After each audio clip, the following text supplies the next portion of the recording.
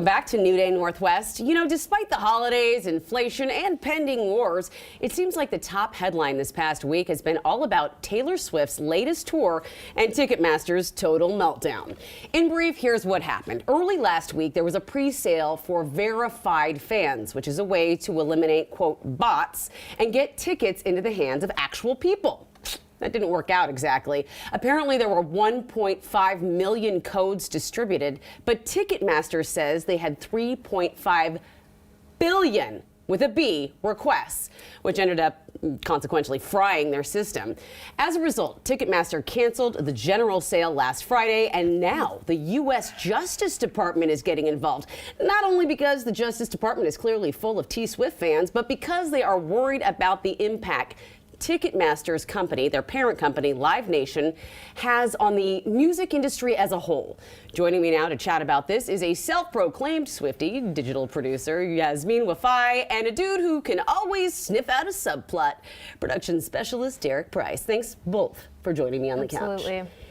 Absolutely. So let's first talk about the parent company, how they essentially blamed Taylor Swift, right? Yeah, so in an interview with CNBC, the largest shareholder said that she has a massive demand and she hasn't toured in a couple years, so that's, you know, part of the reason why it was such a problem. But it doesn't take away from the fact that Ticketmaster absolutely messed up, which is evident based on those wild numbers. Right, exactly. So, Derek, what are your thoughts on this? Ticketmaster is saying it's just she's too popular. They got one job to do, and that's sell tickets. And they can't even do that right. You have one job. What is the $30 service fee for each ticket bought? Like, where's that going for? Where's that money going? What are we doing? Did Elon Musk take over this company? I mean, boy. What? All right.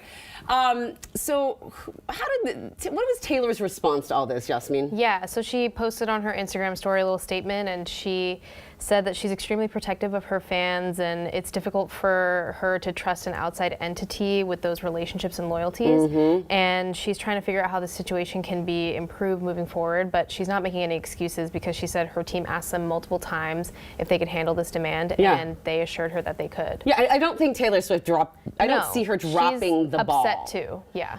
Derek, how did this happen? Like, how did we get here? Are resale ticket places now are they like basically scalpers?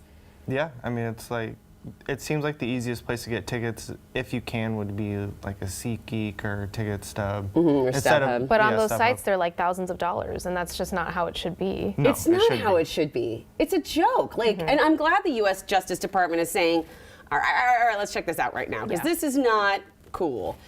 Yasmeen, what's next for Taylor Swift fans? Like, how are we going to get tickets now? Yeah, so she said for those who doesn't get tickets, she's trying to figure out how she can provide more opportunities. Nice. You know, I'm not sure. Knowing Taylor, I think she'll at the very least do a concert film, which isn't the same, but it gives people an opportunity to see a good show in their home. And, you know, she's already doing 51 shows. There's only so much she can do, but I'm sure she'll find a way to make it up to fans. And, you know, there's other theories and ideas out there too, so it'll definitely be interesting to see how it plays out. Wow, well, it will be interesting to see how it plays out, both in the music world and in the Justice Department. Oh yeah. Thank you so much. All right, well,